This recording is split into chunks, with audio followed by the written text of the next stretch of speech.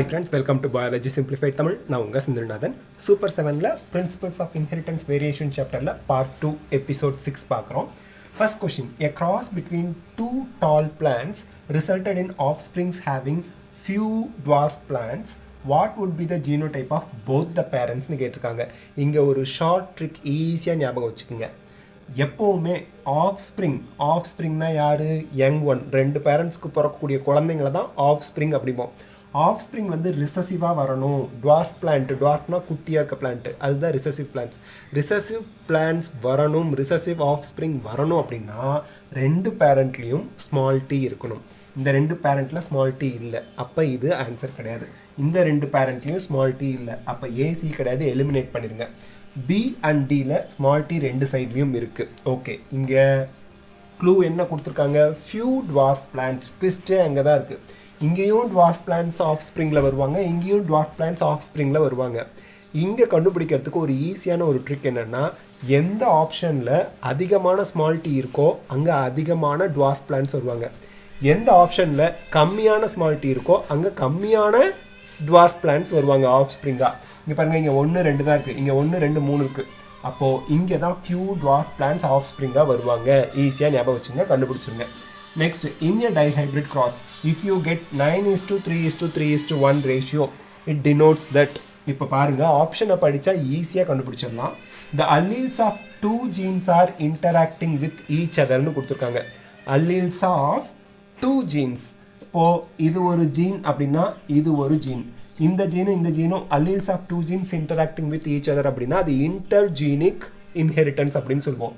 Dihybrid is not intergenic inheritance, அப்போ அது கிடையாது. Next, it is a multigenic inheritance. Multigene என்ன அர்த்தம்? செவரல் ஜீன் சேர்ந்து ஒரு கேரக்டர் கண்ட்ரோல் பண்ணுறாங்க, ஹியூமனோட ஹைட்டு, ஸ்கின் கலர் இதெல்லாம். அப்போ இதுவும் கிடையாது. It is a case of multiple allelism. Multiple அல்லீலிசம்னா என்ன? ஒரு ஜீனுக்கு 2 அல்லீல் தான் இருக்கும், ஆனால் ஒரே ஜீனுக்கு மோர் தென் 2 அல்லீல்ஸ் இருந்தால் மல்டிபிள் அல்லீலிசம். அதுக்கு எக்ஸாம்பிள் என்ன? ABO blood group. அதுவும் கிடையாது. The alleles of two genes are segregating independently. இதுதான் ஆன்சர். இதுக்கு இன்னொரு விஷயமும் ஞாபகம் வச்சுக்கலாம். அதாவது லா ஆஃப் இண்டிபெண்ட் அசார்ட்மெண்ட்னு சொல்லுவாங்க. அந்த லாவை மெண்டல் எப்படி டிரைவ் பண்ணாருன்னா டைஹைப்ரிட் கிராஸை வச்சு தான் டிரைவ் பண்ணார். அப்போ இதுதான் answer, law of independent assortment. அதான் இண்டிபெண்ட்லி செக்ரிகேட்னா பிரியறது, அதான் லா ஆஃப் இண்டிபெண்ட் அசார்ட்மெண்ட் சொல்கிறோம். ஸோ டைஹைப்ரிட் கிராஸில் 9:3:3:1 வரதுக்கு காரணம் இந்த ஜீன்ஸில் இருக்கக்கூடிய அல்லீல்ஸ். இப்போது capital R small R capital Y small ஒய்னு இருக்குன்னா இந்த அல்லீல்ஸ் வந்து இண்டிபெண்ட்டாக செக்ரிகேட் ஆகுது. அதனால தான் நமக்கு என்ன வரும்? 4 டைப்ஸ் ஆஃப் கேமெட்ஸ் வரும் இல்லையா? இது எப்படி எழுதுறீங்க? கேபிட்டல் ஆர் கேபிட்டல் ஒய் கூட சேரலாம், ஸ்மால் ஒய் கூட சேரலாம். கேபிட்டல் ஆர் கேபிட்டல் ஒய் கூட சேரலாம், ஸ்மால் ஒய் கூட சேரலாம். ஸ்மால் ஆர் கேபிட்டல் ஒய் கூட சேரலாம், ஸ்மால் ஒய் கூட சேரலாம். ஸ்மால் ஆர் கேபிட்டல் ஒய் கூட சேரலாம், ஸ்மால் ஒய் கூட சேரலாம். அப்போது நமக்கு 4 டைப் ஆஃப் கேமெட்ஸ் வரதுனால தான் 4 டைப்ஸ் ஆஃப் phenotypes நமக்கு எக்ஸ்பிரஸ் ஆகுது 9:3:3:1 அப்படின்னு. அப்போ option 4 is the answer. Next question, which of the following will not result in variation among siblings? சிப்ளிங்ஸ்னா கூட பிறந்தவங்க அப்படின்னு அர்த்தம்.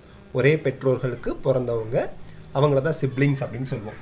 அதில் will not result in variation, differences வராமல் இருக்கிறது எதில் அப்படின்னு கேட்குறாங்க. இண்டிபெண்ட் அசார்ட்மெண்ட்டில் டிஃப்ரென்சஸ் வரும். கிராசிங் ஓவர் தான் டிஃப்ரென்ஸ் வேரியேஷனுக்கு மெயினே. மியூட்டேஷன், சடன் சேஞ்ச் வந்தாலும் டிஃப்ரென்ஸ் வந்துடும். லிங்கேஜ், ஜீன்ஸ்லாம் லிங்க்டாக இருந்தால் அது பிரியாது. அப்போ சிப்ளிங்ஸில் டிஃப்ரென்ஸ் வராது. பேரண்ட்ஸ் கிட்டேருந்து வரக்கூடிய சிப்ளிங்ஸ்க்கு குரோமோசோம் கிராசிங் ஓவர் நடக்காமல் அப்படியே போகிறதுனால டிஃப்ரென்ஸ் எதுவும் வராது. அப்போ லிங்கேஜ் தான் வேரியேஷன் வராமல் இருக்கிறதுக்கு காரணம். Mendel's law of independent assortment holds good for gene situated on the. இந்த இடத்துல நல்லா ஞாபகம் வச்சுக்கணும். நான் ஹோமோலாகஸ் குரோமோசோம் அப்படின்னா என்ன அர்த்தம்னா, இப்படி ஒரு குரோமோசோம் இருக்குது, இன்னொரு குரோமோசோம் வந்து டிஃப்ரெண்ட் குரோமோசோம், ஆனால் ரெண்டுமே ஹியூமன் பீயிங்கில் தான் இருக்காங்கன்னு வச்சுக்கோங்களேன். இங்கே வந்து குரோமோசோம் ஏபி இருக்குது, இங்கே வந்து சிடி இருக்குது. ஏங்கிறது ஹேர் கலர், பிங்கிறது ஸ்கின் கலர், சிங்கிறது கை, டிங்கிறது கால். எல்லாம் வேறு வேறு ஜீனு. இது ஹேர் கலர், ஸ்கின் கலர், கை, கால். இது நான் ஹோமோலாகஸ் குரோமோசோம். இதில் போய் கிராசிங் ஓவர் நடந்துச்சுன்னு வச்சுங்களேன், காலுக்குரிய ஜீன் இங்கே வந்துடும், ஸ்கின் கலர் அங்கே போயிடும், லாஸ் ஆஃப் கேரக்டர் வந்துடும், கொலாபரேஷன் ஆகி போயிடும். அதனால் நான் ஹோமோலாகஸில் நடக்கவே கூடாது கிராசிங் ஓவர். அதாவது இண்டிபெண்ட் அசார்ட்மெண்ட் நடக்கவே கூடாது. எக்ஸ்சேஞ்ச் ஆஃப் அந்த செக்மெண்ட் ஆஃப் குரோமோசோம் நடக்கக்கூடாது. நெக்ஸ்ட்டு ஹோமோலாகஸ் குரோமோசோம் அப்படிங்கிறது என்ன? இங்கே பாருங்கள், இதே மாதிரி தான் குரோமோசோம். இங்கே கேபிட்டல் ஏ கேபிட்டல் பியும் இருக்கலாம், இல்லை இதோட recessive version small a small b இருக்கலாம், ரிசசிவ் வெர்சன். இதை தான் ஹோமோலாகஸ் குரோமோசோம் அப்படிமோ. ஆக்சுவலாக ஹோமோலாகஸ் குரோமோசோமில் தான் இண்டிபெண்ட் அசார்ட்மெண்ட் கரெக்டாக நடக்கும். மெண்டல் அதை தான் எக்ஸ்பிளைன் பண்ணார். எக்ஸ்ட்ரா நியூக்ளியர் குரோமோசோமை பற்றி அவர் யோசிக்கவே இல்லை. அதுக்கும் மெண்டலோட லா ஆஃப் இண்டிபெண்ட் அசார்ட்மெண்ட்டுக்கும் சம்மந்தமே இல்லை. சேம் குரோமோசோம்ங்கிறது இதுதான் சேம் குரோமோசோம். இதில் இண்டிபெண்ட் அசார்ட்மெண்ட் நடக்காது. இது சேர்ந்து தானே எக்ஸ்பிரஸ் ஆக போகுது. அதனால் இதில் இண்டிபெண்ட் அசார்ட்மெண்ட் நடக்காது. ஸோ ஹோமோலாகஸ் குரோமோசோமில் தான் இண்டிபெண்ட் அசார்ட்மெண்ட் நடக்கும். அதாவது இது எப்படி எழுதுவோம்? Capital A small A capital B small பின்னு எழுதுவோம். ஓகேங்களா? இதுதான் ஹோமோலாகஸ் குரோமோசோம் சொல்கிறது. நெக்ஸ்ட், occasionally எப்பயாவது a single gene may express more than one effect. that phenomena is called. ஒரு ஜீனு ஒரு கேரக்டர் தான் எக்ஸ்பிரஸ் பண்ணும். சம்டைம்ஸ் ஒரு ஜீனு செவரல் கேரக்டர் எக்ஸ்பிரஸ் பண்ணும். அதுக்கு என்னன்னு சொல்வீங்க? மல்டிபிள் அல்லீலிசமா, மொசைக்கிசமா, பிளியோட்ராப்பியா, பாலிஜீனியானா? பிளியோட்ராபிசம். மல்டிபிள் அல்லீலிசம் நமக்கு தெரியும். ஒரு ஜீனுக்கு 2 அல்லீல் தான் இருக்கும். ஒரு ஜீனுக்கு மோர் தென் 2 அல்லீல்ஸ் இருந்தால் மல்டிபிள் அல்லீலிசம். திருப்பி எக்ஸாம்பிள் சொல்லிடுறேன், ஏபிஓ பிளட் குரூப். மொசைக்கிசம் அப்படிங்கிறது ஒரு ஹியூமன் பீயிங்கில் ஒரே மாதிரி குரோமோசோம் இல்லாமல் டிஃப்ரெண்ட் செல்ஸில் டிஃப்ரெண்ட் செட்ஸ் ஆஃப் குரோமோசோம் இருக்கும். ஒன்றில் 46 இருக்கும், இன்னொன்று 48 இருக்கும், இன்னொன்று 44 இருக்கும். டிஃப்ரெண்ட் செட்ஸ் ஆஃப் குரோமோசோம் இருக்கும். அதை மொசைக்கிசம் அப்படிம்போம். அது அவங்களுக்கு ஏதாவது டிஸார்டரை ஏற்படுத்தும். பாலிஜீனி அப்படிங்கிறது இப்போ ஹியூமன் பீயிங்கோட ஆன்செஸ்டர் குரங்கு மட்டும் கிடையாது. 2-3 டிஃப்ரெண்ட் ஸ்பீசிஸ் தான் நம்மளோட ஆன்செஸ்டராக இருந்திருக்கலாம்.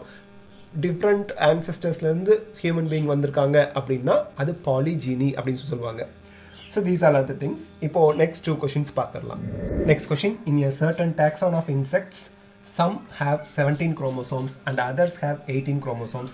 The 17 and 18 chromosome bearing organisms are, இங்கே நம்ம நல்லா ஞாபகம் வச்சுக்கணும், சில இன்செக்டில்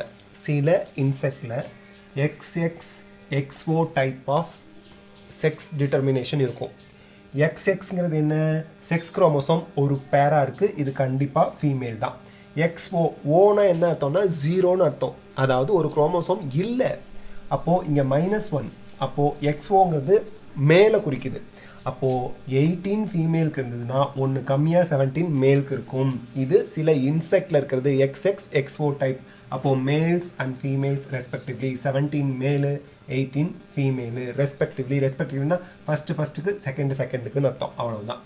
next, the inheritance pattern of gene over generations among humans is studied by pedigree analysis. Character studied in the pedigree analysis is quantitative, qualitative, polygenic, maternal trait ன்னு கேட்குறாங்க. மெட்டர்னல்னா mother கிட்ட இருந்து வருது. இந்த இடத்துல நல்லா ஞாபகம் வச்சுக்கணும், பெடிகிரி சார்ட் வந்து மெண்டலோட பிரின்சிபலை அப்படியே அப்ளை பண்ணுறாங்க. மெண்டலோட பிரின்சிபல் குவாலிட்டேட்டிவ். அப்போது பெடிகிரி குவாலிட்டேட்டிவ் தான். சம்டைம்ஸ் இந்த பாலிஜீனிக், அதாவது ஸ்கின் கலர், ஹைட்டு, அந்த மாதிரி லிங்கேஜ், இதெல்லாம் செக்ஸ் டிட்டர்மினேஷன், இதெல்லாம் வந்து பார்த்திங்கன்னா, அதாவது செக்ஸ் டிட்டர்மினேஷனில் செக்ஸ் லிங்க்டு டிஸார்டர்ஸ், இதெல்லாம் வந்து எக்ஸப்ஷன் குவாலிட்டேட்டிவில் வராது தான்.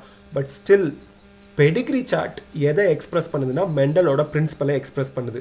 மெண்டலோட பிரின்சிபலை எக்ஸ்பிரஸ் பண்ணிட்டாலே அது குவாலிட்டேட்டிவ் ட்ரைட் தான். பெடிகிரின்னு வந்துட்டா அது குவாலிட்டேட்டிவ் ட்ரைட், மறந்துடாதீங்க. ஸோ இன் திஸ் வீடியோ நம்ம ஒரு 7 NCERT எக்ஸாம்பிள் கொஷின் பார்த்துருக்கோம். நெக்ஸ்ட் பார்ட்டோட பிரின்சிபல்ஸ் ஆஃப் இன்ஹெரிட்டன்ஸ் முடிச்சுட்டு அதுக்கடுத்து இன்னொரு சாப்டர் ஆரம்பிச்சிடலாம். இந்த வீடியோ உங்களுக்கு ஹெல்ப்ஃபுல்லாக இருந்தால் லைக், ஷேர், கமெண்ட் பண்ணுங்கள். பயாலஜி சிம்பிளிஃபைட் தமிழுக்கு சப்ஸ்கிரைப் பண்ணுங்கள். தேங்க்யூ.